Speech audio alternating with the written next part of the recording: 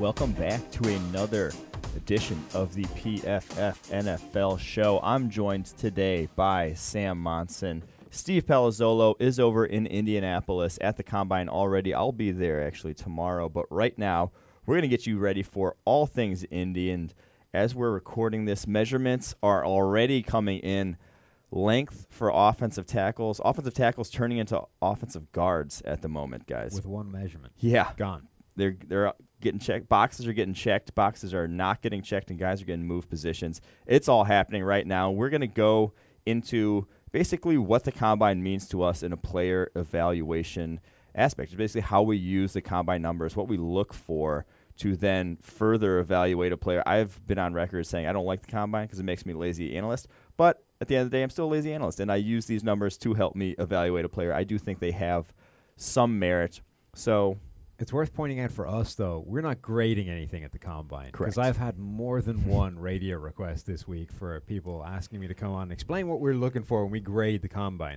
We're not.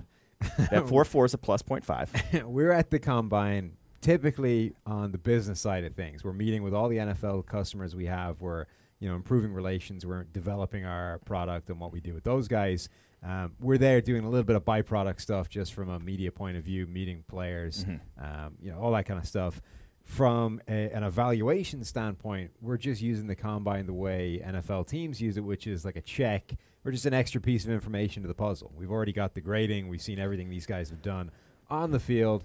And now we're getting some athletic measurements added to that as well. Yeah, let's go through some of them. Let's go through all the actual athletic testing and see, just basically talk about what that means to us in an evaluation, where it matters, where it doesn't matter. And the first one, the big one, what everyone really cares about, the 40-yard dash. When does a 40-yard dash come into play for you, Sam? Almost never. The only thing I'm really interested in the 40 is I think there is probably a cutoff point at certain positions where if you run slower than this, you almost have no shot at playing that spot, particularly cornerback, I think. Mm-hmm. If you're a corner, you just need a baseline of speed. If you're below like 4.6, 4.7, you just can't run with a receiver deep down the field unless you're able to get your hands on him every single play, which is a schematic thing. You're not going to be allowed to do that in certain defenses. So you basically physically can't play the position at that point. Beyond that, whether you run a 4.2, a 4.3, a 4.5, it doesn't make a whole lot of difference. At that point, you're viable in terms of speed to play corner. Beyond that, that's when I think you get into trouble. Yeah, it doesn't take a rocket scientist to tell you that John Ross was going to be fast last year. Like there are a lot of if a guy's running a 4.3, it's not coming out of nowhere. Like you can see that stuff on tape. Sometimes though on the slower end, it does because especially like you said at the cornerback position, there will be schemes in college that can hide sort of deep speed. There aren't a lot of times where a corner depending on where he's playing, like Micah Fitzpatrick even this year, is going to be running 30 to 40 yards in a straight line unless he's playing, that boundary corner on the outside, really having to run down the field. So I think it does matter at cornerback. It can matter a little bit at defensive line. The 10-yard split especially, more so on defensive line is what matters, I'd say, that explosiveness off the ball. But a lot of other positions it's more, like you said, a check. If you have wide receivers, tight ends running extremely slow, well, that's an issue. You know what that they are, but you evaluate their strengths and weaknesses. It's not going to come as a surprise usually. Yeah. To me, the 40 is only about a cutoff point. There's a few positions, corner, I think wide receiver is one, linebacker. There are a few positions where if you run ridiculously slowly, it's a problem. Yes. Beyond that, I don't care how fast you ran it. All that's doing is reinforcing the athleticism that you should already know about the guy. But it's a case of if you run a sufficient slow time, you've got problems. All right, next drill, the 3-cone. And this one, to me, the most underrated drill at the Combine. This is, in my opinion, the most not predictive, but the most important in terms of translatable to an NFL field. You're actually turning, moving, giving your all for, 10 yards, and then turning again. It is something you will do on a football field, and that matters. And being able to play with that sort of balance and explosion in and out of cuts translates directly to a lot of positions, a lot more so than the 40 does. Yeah, I mean, if the 40 is all about speed, this one is your change of direction, which is the thing that often people don't look at when you talk about these athletes, you talk about explosion and how quickly they can move from point A to point B. But in on an NFL field, far often what's more important is not how you move from A to B. It's what happens when B changes and you've suddenly got to go from B to C in a quick space of time. That's, defensive backs have got to react to receivers cutting in front of them. Receivers have got to make the cuts in the first place. Linebackers, defensive line, all these positions, it's all about how quickly you can change direction and do that without losing balance and that kind of thing. And I think the 3-cone in particular highlights those guys that struggle with that. So it highlighted Trey Waynes was that freaky example of a guy with a quicker 40 time than 3-cone. And there's a bunch of those positions where it really highlights the guys that struggle to change direction and are going to have problems with that in the NFL. Yeah, I think it really sort of is the differentiator between also good players and then the elite. A lot of the elite guys are putting up 3-cones. Go back to guys like Le'Veon Bell, who I think ran a 6.75 3-cone when he was 230 pounds, which that was the top 23 cone of the past decade at the running back position. He's the only one who was doing it as a bigger running back. And Darrelle Revis ran a 6.56 3-cone back at his pro day, which is insane for a 200-plus pound cornerback. That change of direction then shows up on tape. The fact that he's can't leave a guy's hip pocket. And then Von Miller ran a 6.7 3-cone at 246 pounds. Those are rare change of direction abilities that you might not necessarily be able to see consistently on tape, but the fact that they can put it up at the combine, it sort of takes them to that next level. That's a differentiator between, just the explosive athletes, the Bud Duprees of the world, who are incredibly explosive in a straight line, but can't change direction to save their life. Yeah, it's general it's a movement skills thing. It's just seeing how fluid these guys are as athletes, and almost all the great players you talk about, they have this fluidity to their movement that it's very difficult to quantify, but the 3-cone does a pretty good job of doing that. Yeah, the next drill I was going to talk about is the 20-yard shuttle. I almost look at them as a sort of together as their change of direction ability. Put those together, and it's like one number. How they rank in both of those is like one number in my mind, and that's how well they change directions. Yeah.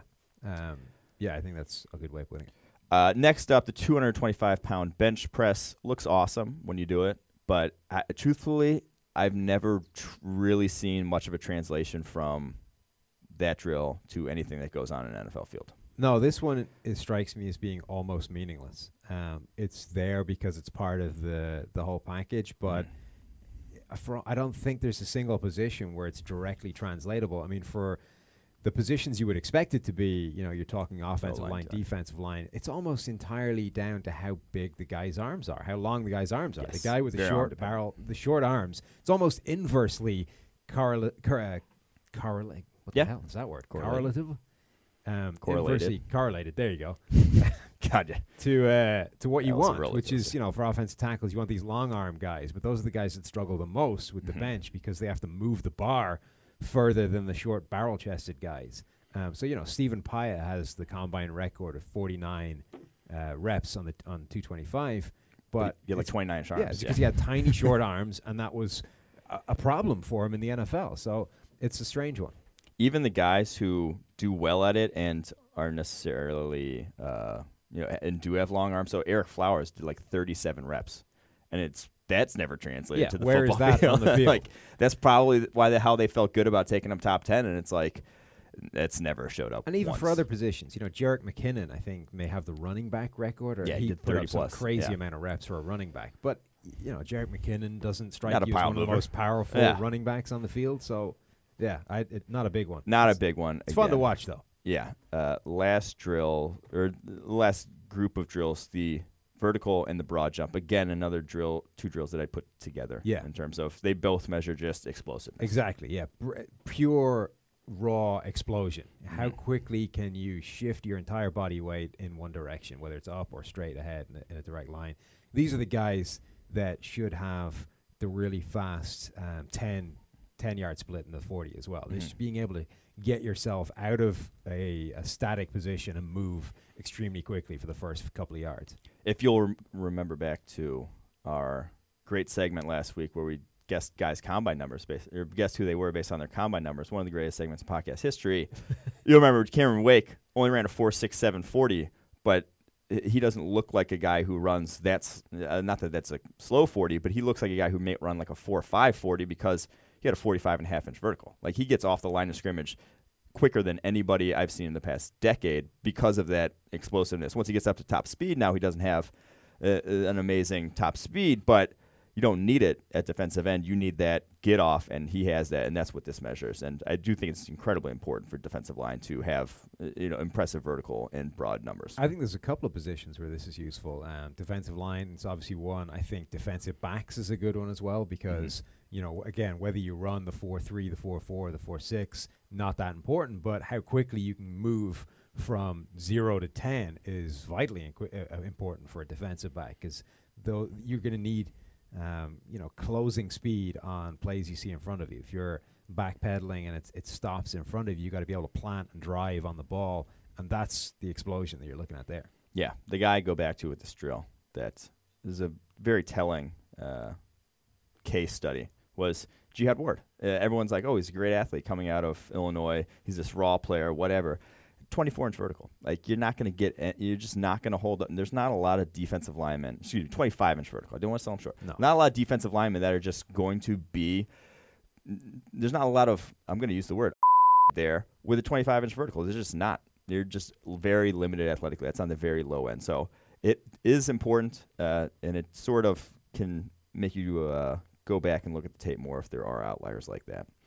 That is – our take, though, on what to look for this week, what the measurements mean to us. Now we're going to get into some predictions, though, for the Combine, who we think is going to crush it in those drills, and whose performance this week might have them free-falling down draft boards. All right, let's get into the most impressive, though, Sam. Give us some DBs to look for or a DB to look for that could really blow this week up.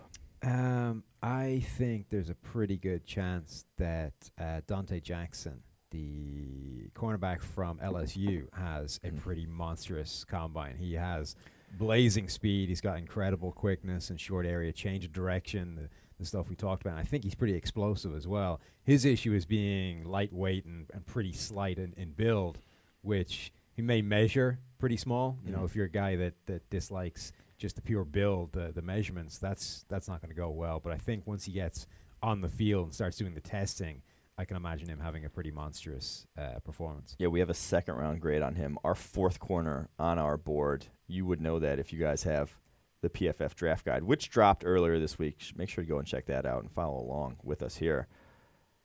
What about a guy at corner that could hurt himself this week? I think Quentin Meeks from Stanford is probably not going to test particularly well. He is a big corner. He doesn't strike me as the most amazing athlete. And these Stanford defensive backs over the past few years have tended to fit the same kind of mold where they've been pretty good players, not amazing athletes, as you would probably expect being from Stanford. And it hasn't translated well. Guys like Jordan Richards for the Patriots, Alex Carter for the Lions a few years back. Never quite. Yeah, Meeks, I have a concern that he fits into that same kind of bracket.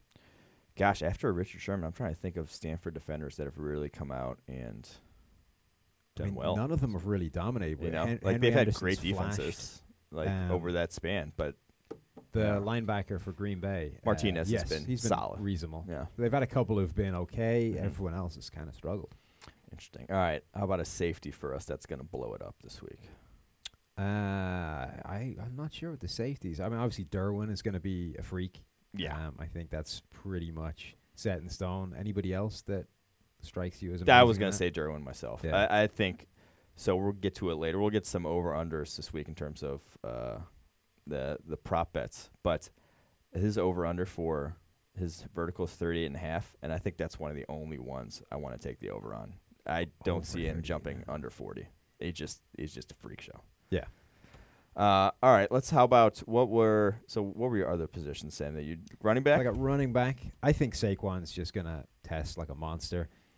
When you see him doing those, squat videos and stuff where he can squat like a house, it just doesn't look like a problem. All of his weight, the guy's 230 odd pounds. All of his weight is in his legs. I think he's going to blow the doors off in terms of explosiveness. His over-under times are in the 4.3s, which is pretty ridiculous for a guy that size. I think he's going to test as one of the most impressive backs we've seen. Yeah, if he didn't blow the doors, if he didn't just absolutely dominate this week, that would become as a surprise to a lot of people. I'll just say any running back that you think will not perform. I think Bo Scarborough is probably not going to test particularly well. His thing is like he looks a lot like Derrick Henry, but it's like it's like he's Derrick Henry, but if you took away all the positive traits of Derrick Henry and we're just left with this giant big body, that's basically what Bo Scarborough is. I don't see him testing particularly well. Again, unless you're the guy that likes somebody that stands 6'1", 230 something. Yeah, I don't see any way he runs or changes directions well. He was just a man amongst boys at the college level. And also, when you think about it, he isn't that big. I mean, he's 230 odd. Saquon Barkley is 230 odd. Yeah. I mean, you're talking about the same body just a weight. Different package. Just a different package. Yeah. And it turns out Saquon's a significantly more athletic one. So, I'm not sure what there is to like that much about it. All right, last position for you, linebackers. Give us a guy who's going to blow the door. I think all the guys getting first round hype, but could put up good numbers. But give me your pick. I think they'll all test well, actually. The top end of the linebacker group is very athletic. The guy I think that's going to do something crazy, though, is Tremaine Edmonds. He is the athletic freak of this linebacker group. 6'5", 250 at 19 years old. I don't even know how big how big he's going to get by the time he's done growing, but he's long as well. He's got the ridiculously long arms. He could test extremely well. I think generally people are losing their minds over this guy because of his athletic potential. That's only going to go into hyperdrive once we hit the combine measurements. Yeah, I just want to see how long his arms are. That's all. Wingspan? Yeah. Who's the guy? Like Brian McKinney had some freaky wingspan where it was like 8 foot long or something crazy. There's a few guys that have been like that. He could be one of those. All right, give me a linebacker who's opposite end of the spectrum here this week. So I think Malik Jefferson may test worse than people anticipate. Okay. His athleticism is like his calling card, but I don't actually see that much of it when you turn on the tape. He's generally struggled over his college career despite being one of the best high school recruits in the country, and I just don't see the same kind of burst in athleticism you see from some of these other guys. I wouldn't surprise me if he struggled relatively, leaving you with not that much to like about him as a prospect. I like it. A lot of people predicted he's going to be in that same category of Edmonds, Roquan, as I think athletic he's talked freaks. about it. I don't really see that. Yeah, all right. I dig it. All right, on to my positions here, the ones I had. Defensive interior. D-line I'm going to be watching very closely this year because a lot of guys sort of jumbled up that could separate themselves. I do think Vita Vea and Maurice Hurst have good weeks, but I think if I had to put money on a guy who really puts his foot down and makes a name for himself, it's Taven Bryan, the Florida D lineman. His get-off, as good as anyone's in this class. I think he also can put up a nice three-cone for his size, and at that point, he could make his way into some first-round hype there for himself. I like it. Yeah. On the opposite end of the spectrum, guy who could hurt himself, I think Derek Nottie, Florida State defensive tackle. If you've read the draft guide, my take on him was he is a nose tackle in a three techniques body, which when you're 300 pounds and you look like a nose tackle on tape, that's not great. So I don't think that's going to test well. So he could put up some not great numbers this week. I think that's the same problem that Harrison Phillips has at Stanford. He's this guy without a position, like a nose tackle but in a three-techs body, and that's a problem. He's more like five-techs body, Harrison Phillips. He's that's 3-4 defensive end. He's gonna be Lawrence Guy at the next level. All right, for edge rushers, the class of the combine, the ones that it matters probably the most of any position. I think Harold Landry, fully healthy, makes a name for himself. I think he throws down a nice 3-count. That's all I'm going to say. I think he goes sub-7. Easy. Maybe like 6.8. This is a fun draft class for edge rushers because free agent crop is so utterly horrendous. The Lions franchising Ziggy Ansah. Like if you need an edge rusher this offseason, and I mean, you basically got no shot at one in free agency. You are going to go crazy for these draft prospects. I think we're going to see some of these guys get way overdrafted because of the need. Yeah, I would not be surprised. One guy who I think will also be overdrafted and will not test well this week, I will put money on, is Sam Hubbard, Ohio State. I've said this already. I've had this take already, but he's He's not athletic. He is noticeably slowest get off of anyone on that Ohio State D-line. Very talented D-line, but still that's not a good thing. Yeah, despite being a former safety. Former safety. Not ideal. Yeah. All right. Offensive side. The offensive line doesn't matter really at all, but I do think that Brian O'Neill, the Pittsburgh offensive tackle, could put up a Jake Fisher-esque dominant performance at this combine. Dude moves well, just is not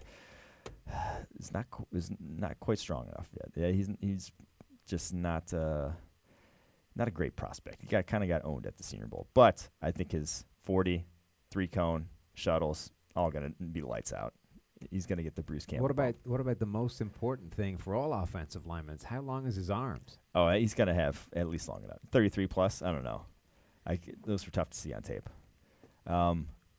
Other side of the ball, he's going to have a poor combine. Tyrell Crosby. I think the Oregon tackle is just he doesn't get it done with his athleticism. I'll say he gets it done more with he's powerful dude. So he might put up some reps on the bench, but his cone shuttle 40. He's going to leave a lot to be He's going desired. to be a long arm guy as well. It wouldn't shock me if he struggled on the bench as well. So that's interior offensive line. I think Wyatt Teller has a chance to put up some nice bench numbers. Will run a pretty explosive 40. He's just an explosive offensive lineman in general. So I think he puts up a nice week. Opposite side of the ball, I think Frank Ragnow is going to struggle. Arkansas center. I just don't see him being anything special as an athlete. Could be similar to someone like Travis Frederick from Wisconsin, who was just almost an embarrassingly slow 40 at the combine. But that's the center position. That really is probably the position we're testing I could give the least damn about of any position. Like Cody Whitehair did 16 reps on the bench, and one of the least we've ever seen from offensive linemen. Like Brady Quinn did like 27, and Cody Whitehair did 16. And I really think that it doesn't really, unless you're incapable of running 40 yards upright, then you're fine at center. It doesn't matter. All right, let's get into, though, as I alluded earlier, the prop bets for the combine. Listed on BetDSI, there's a handful of them right now. My favorite, the one right off the bat, highest Wonderlic score for the quarterbacks. They handicapped it at Josh Allen getting the top odds at plus 130, Josh Rosen at plus 225, Sam Darnold at plus 400, Baker Mayfield plus 500, and Lamar Jackson all the way at the end plus 1,000 with the worst odds. No, I'm not going to say anything about how they came about finding these, but those are the odds, so let's discuss them. This is amazing. The Lamar Jackson one is the one that's getting all the hype because it appears to be essentially a purely racist ranking of odds, which is basically, applying the odds as to what they think people are going to bet, as opposed to them themselves. They just have a negative view of the general public. Which guy is the smartest? So it's your fault, not the betting people's fault. Where did Josh Allen, the number one guy, No, that's the one from? that's wild. Like I think if you just threw that question to me, I would say heavy favorite Josh Rosen. Yeah, like he just seems sharpest. And I really have not much to back that up, but that's just my take on that. Like how they stack up. Josh Allen has never. I mean, he went to Wyoming. It's not like he went to. That's the thing. Northwestern or Duke Stanford or whatever. So that from that perspective, and also like Rosen has always been in the public eye. Went to UCLA, which is fine school. So that one's odd to me. So like I said, if I had to put my money on that, I'm going Rosen. Yeah, I'm with you. I do not really understand where the Josh Allen is the smartest guy in that room came from. The handicapping the Wonderlicks, and it's like they're not. The thing about it is it's not an official drill. Like it always just they get leaked. So that's an odd one to have odds on. But let's get to the 40s though. What people really care about, and the ones that I think have some crazy numbers posted here. Lamar Jackson, the over/under is set at 4.35. No way does he run that. No fast. way does he run on. So Robert Griffin III was a track athlete at Baylor, like won the Big 12 in in hurdles, so like one of the hurdle races, and still ran a 4.4. You have to be otherworldly to be running sub 4.35, especially at his height too. It is easier when you are a little shorter. At that height, you have to be blazing. I mean, he is fast, I don't think he's 4.35. Yeah, people I don't think there's so many 4.3 athletes now that I think people start to lose appreciation for just how stupidly fast that is. Anyone running in the 4.3s is incredibly fast. Yeah. And like DeMar Jackson's fast, but he's not blazing fast. Like, that is running faster than almost all wide receivers. It's just like, I think quarterback speed almost gets overrated when you are fast at quarterback because you're always in the open field. Yeah. And you're running, and you have defensive linemen chasing you 99% of the time. And it's like, yes, you're going to look fast compared to those guys. So I do not think he breaks that. Next up, Saquon Barkley. His 40 is handicapped at 4.37. Another one where that'd be insane. People, I think, always... For that size? Yes. I think people overrate running back speed as well. These guys are all big. They're basically linebacker-sized bodies. They're not going to run 4.37. Adrian Peterson was 4.4 flat at 2.18. Yeah. So you're talking about adding 12-plus pounds to Adrian Peterson, expecting him to run faster than that. Yeah, that would be pretty crazy. There's zero chance Saquon runs that. I will bet my whole next paycheck on that. There's just no chance. Now, this one, the next one was Saquon Barkley. His vertical jump, I could see him besting 41 inches. That's tough. And that would also be crazy for a guy that size. Some of the times he's leaped over people, he has flown. Like, noticeably where it's like, oh my God, that guy's hanging in the air. I can definitely buy that, and it would be a crazy number. This is why I'm saying this guy's going to. That one's more realistic. We've seen running backs. I think J.H.I. came close to 41 at a similar size, but the 4.37, no. This one's the craziest one to me. Darius Geis, 40, 4.38. No chance. Zero chance. None. Like, I don't know how that got put up. Go make some money right now. The odds still aren't bad. I think it was like minus 180 or something on that. Like, bet your house on that. There's just. Like I said, people overrate how fast running backs are because they touch the ball and they look great in the open field. These guys are big dudes. These guys are linebacker side, like builds. You don't run that fast at linebacker. Who's the guy this year that's going to go the Leonard Fournette route and say, I'm not going to try and get faster. What I'm going to do is to chug several pounds of water to make myself as heavy as possible so that my time doesn't look terrible? Yeah. That's a good question. That wasn't the worst strategy, but I honestly think that's a good strategy for a guy that's like seen as a relatively big back. You should forget about trying to be faster.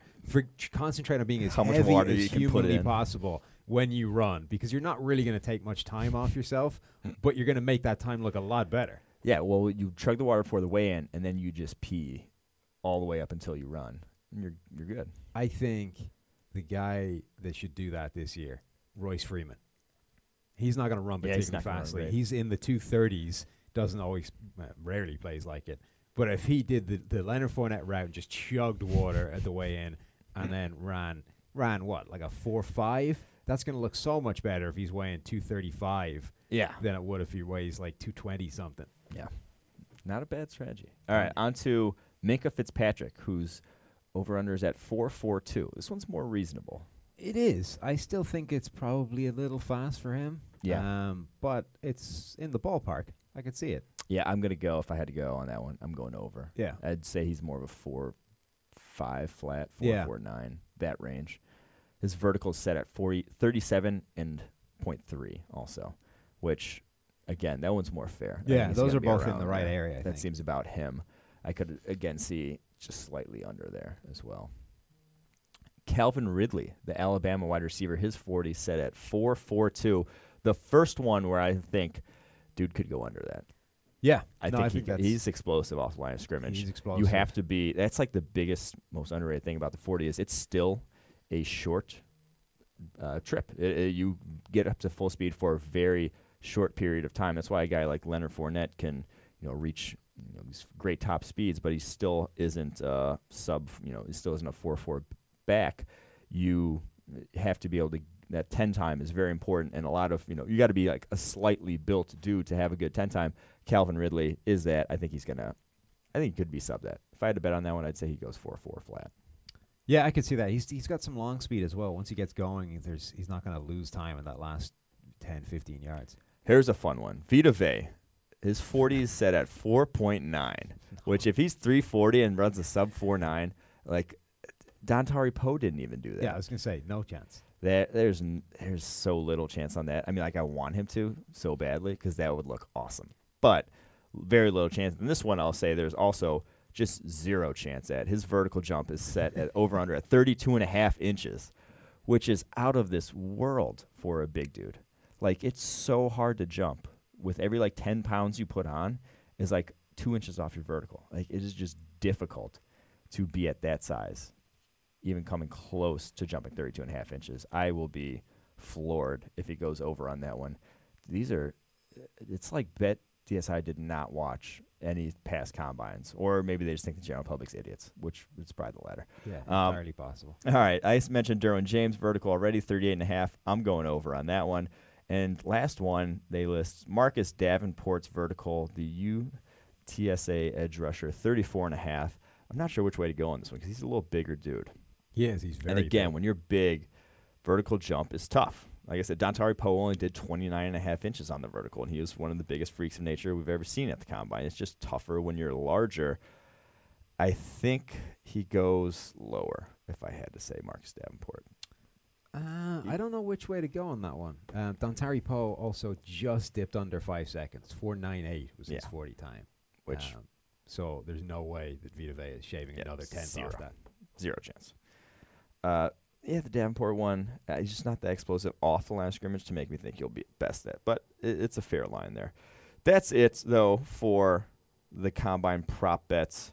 Go make yourself some money because some of those are meant for the taking. All right, let's get right into some segments. And like I mentioned, we're going to re-up our favorite segment from last week called Guess That Player's Combine. What we learned from our mistake last week, which is clearly the questions and answers were the wrong way around. You asked Steve the question. Steve had no earthly idea, and it was bad. How do you guys not have just combine, sort of feel for every guy's combine numbers that's ever Clearly you're come some out? sort of weird combine savant, so we're going to do it the other way around, and I'm going to ask you the questions. God, if I get these wrong, we're gonna cut this segment. All right. So, first guy, and I'm not going to. So I'm going to. This guy is a receiver. Okay. So I'm not going to tell you what kind of receiver, but he's a receiver. That's cheap. He ran a 4.56 40. Okay. He had a 1.56 10-yard split. Okay. Did 13 reps on the bench, 33.5 vertical, and a 6.98 three-cone. Antonio Brown. No. Fuck. You were only off by about 50 pounds. Oh. 4.56. And about 6 inches in height. Gosh, wait. So 4.56, 13 reps, 1.56, and then it was 6. What? 6.98. 6.98. 33.5 vertical. Oh, you really boned me by. I will go. I was actually looking for Antonio Brown's combine numbers, but I don't think he ran at the combine. I will say, He is only it did a couple Jimmy things. Graham? It is Jimmy Graham. Oh, gosh, you boned me. I would if you would have said the other way. You got me thinking the wrong. Now this one is a corner. Okay. 4.53 40. Okay. 17 reps on the bench. 37.5 inch vertical. 120 inch broad jump, and 7.08 three cone. Oh man, 4.53. 17. 7.08. Oh man, I know I'm gonna get this wrong. Is that Marcus Peters? It is topical Marcus Peters. God, I'm good.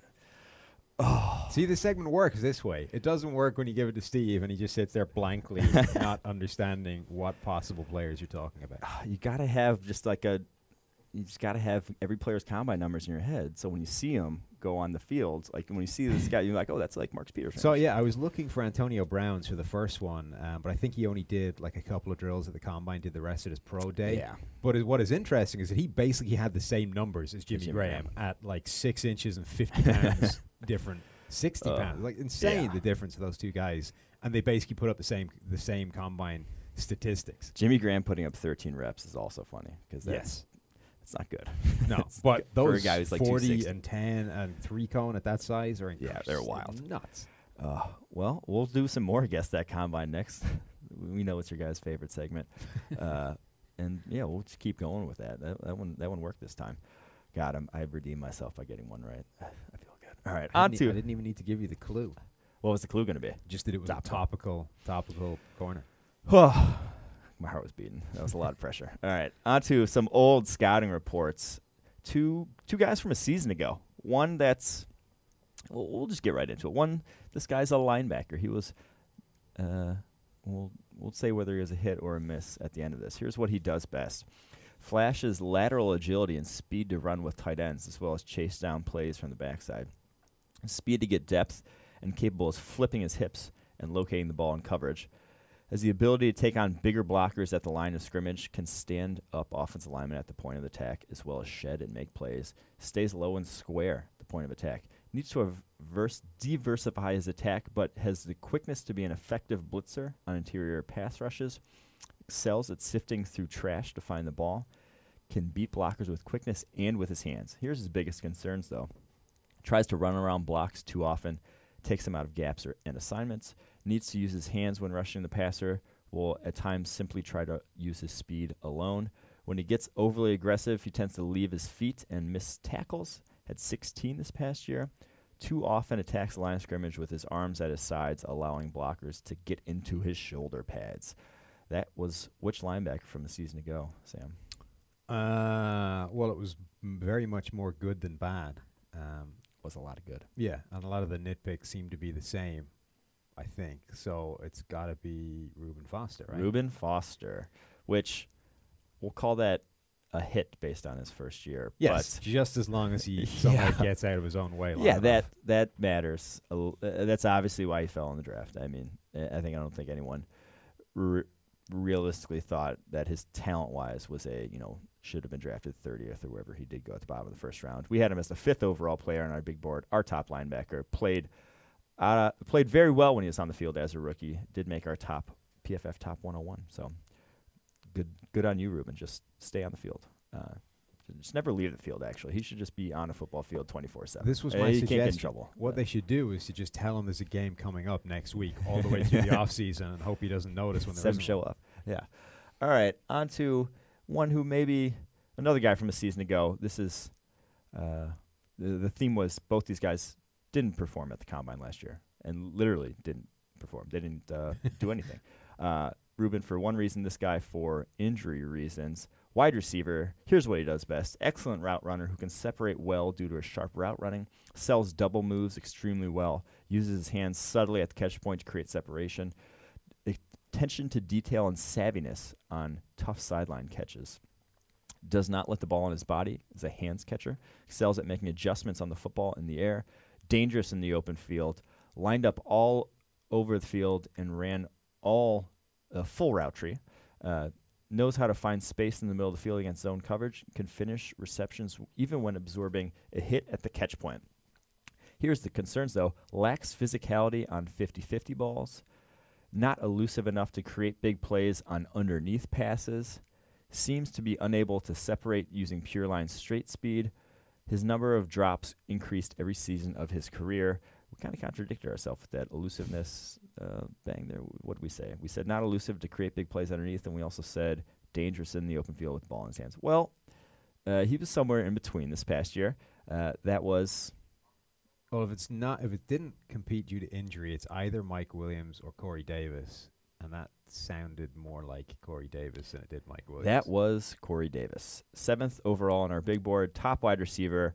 Obviously, injuries limited him, even when he was on the field. Not exceptional. We thought he was NFL ready. I still have hope. Steve still has money riding on him finishing in the top 10 all time in career receptions by the time he retires. Didn't go to the best offense to do that in. No. But we're holding out hope for you, Corey. He's still flashed. He had that nice one-hander in the playoffs. So. Did. All right, let's get into some risers and fallers. Sam, kick it off for us. Cornerback from Louisville, Jair Alexander. I got into his... Rising? Yes, rising. Boom. I got into his 2016 tape this week. So many guys like that this year. And he was hurt a lot of 2017, didn't really play that much. But his 2016 tape is pretty sick. He's got this incredible burst, short area quickness, all the stuff that you really like about corners. Little bit lightweight, which is a bit concerning, but I think we definitely had him too low in the initial run, and he'll be moving up the board when we do version 2.0 of the draft guide. Mm-hmm. Jair's, and didn't he lead the NCAA in picks 2 years ago? Or am I just crazy here? I don't know. Possible. I can look this up. All right. Who's your faller? Well, we talked about him before. It's Malik Jefferson.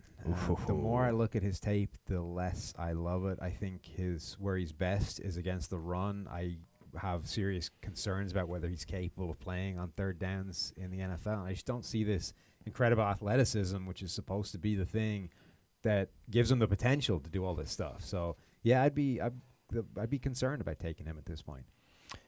All right. I'll get into my risers and fallers. You guys are going to love these. 2 interior offensive linemen. Will Clapp from LSU. Played center this past year. Has played guard in the past. I think he can do both at the next level. Not an exciting prospect. Like, he doesn't wow you, but extremely technically sound. I think he's very coordinated, very under control, very patient. There's a lot of good traits that I think translates to the offensive line, and probably won't go for a while in the draft. I think someone could get a day one starter in the 4th or 5th round with Will Clapp. So exciting stuff there with him. The other one, my faller, center, Iowa center, James Daniels, got really pumped up about him when Kirk Ferentz said, best center I've ever coached, most NFL-ready center I've ever coached. I can see why. Like, he is a talented player. He's just, I don't think, I'm going to sound like an offensive line hardo right now. Doesn't have the mean streak. I don't see it. I just don't see the physicality. And it's more just like play-by-play, not more like not having the play strength, and that sort of translating itself to he doesn't like have the then mean streak to make up for a lack of play strength. But where's his finishing at? Oh, it's non-existent. Non-existent. He's just fine. Like, he's just like fine. Like, if I took him in the 5th, I'm like, all right, okay. Like, he's just not. I expected more when Kirk Ferentz gave him that high praise. He's just all right. There you go. That is, yeah. It's my risers and fallers. Damning with faint praise. All right. Last segment here. Hot take of the week. This one is more of a discussion point, and it's for everyone complaining about, offensive linemen needing to be taught NFL concepts, and these guys aren't NFL ready. I truly believe that college athletes are more NFL ready than they've ever been at any point in the last 30 years to play in the league coming out of college, and that the NFL way teams draft has not reflected that, in that they still take guys who are, I don't want to say unfinished products. Like, they still take a lot of chances on guys who are, these I'm going to say it because it's the NFL saying it, these upside guys, when they really should be close to your upside at this point. Like, you should be developed if you're ever going to get there, because there is more developing right now going on in college football. The guys are more developed physically. The weight rooms have exploded in terms of what they're capable of and what the athletes are coming into the NFL over the past decade and a half. And there's just, in the digital information age, there's so much more out there in terms of coaching resources and being able to share information, that these guys are better coached and more athletic than they've ever been at any point in the past 50 years. And I truly believe that, and they should be ready to play in the NFL. If you're a guy who's that far off, it might be because you're never really going to get there. Well, also, there's never been a worse time to take a guy that needs significant development, because the time you have to do that in the NFL now has never been less. Yes. Like, you go back 20, 30 years, you had almost limitless amount of time that you could work with these guys, on the field, on practice, drills, constantly. You could make them better one-on-one, just by coaching. You can't do that anymore. The CBA has limited the amount of time you can directly get these guys working, to such an extent that if you take a guy that has this much room to go to become a viable NFL player, I don't see how you expect to achieve that given the resources you have to work with. It's almost like that they're trying to address the right problem. They're just doing it in the opposite way to the way it seems that you should be doing it, which is that there's a relative lack of players at this specific position. Therefore, we're going to take the guy that has the huge upside, and hopefully we can coach that out of him. Rather than, okay, why don't we expand the search to the guys that are actually good at this, but may not tick the physical measurables that we want in terms of the ideal prototype. So the Forrest Lamp one is the most recent example, but it happens seemingly every year. a guy who was excellent at tackle consistently throughout his college career, but was immediately moved to guard in the whole draft process because his arms are too short. Whereas the NFL would be overdrafting guys that have the right arm length and look, because they fit the measurables profile, who clearly aren't anything like the same level of player. It just seems, I don't understand why you wouldn't initially begin with a guy like that let's try him here because this is the position that matters. This is the position we're struggling to fill. So let's take the guy with the short arms who's got excellent tape doing that, and let's see if the short arms thing is going to be a problem in his career. And if it is, we can always move him to guard, and we're still set there. I don't understand why that wouldn't be your default every single time, rather than take the guy who at the moment can't play anywhere, but we hope that because of these physical traits, we can teach him to do that. Yeah, I mean, I'm 100% with you. We've obviously, I've even advocated moving Quentin Nelson to tackle because I do think it's that much more valuable. But it's funny to me how all these people lament, these offensive linemen aren't NFL ready because they're coming from these spread schemes where it is different from the run concepts are different from what they're running in the NFL, and the pass protections are going to be different.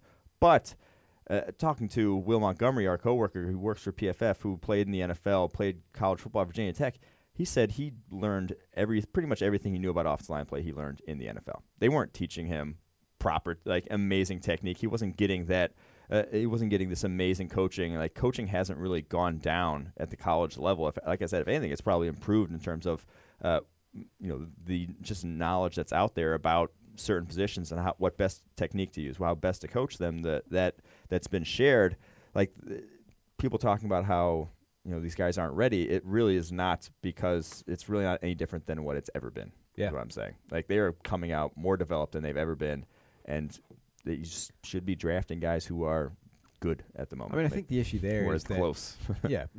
You've never been drafting finished products. The problem is that now you have less capacity exactly. to improve them than you ever had before. Gosh, that was far more concise than how I put it. The capacity to improve these guys is far less than it's ever been. Yeah. They are as close to finished products as we've ever seen in the history of the NFL. And the real problem there is that they're not making the change they need to make to address that, which is to take the guys that are already as finished as humanly possible, even if they may not take all of your measurables. Yep. There we have it. That is our Combine preview. Hope you guys enjoyed it. We'll be back with some more later this week, maybe from Indianapolis with Steve even. Have a good one.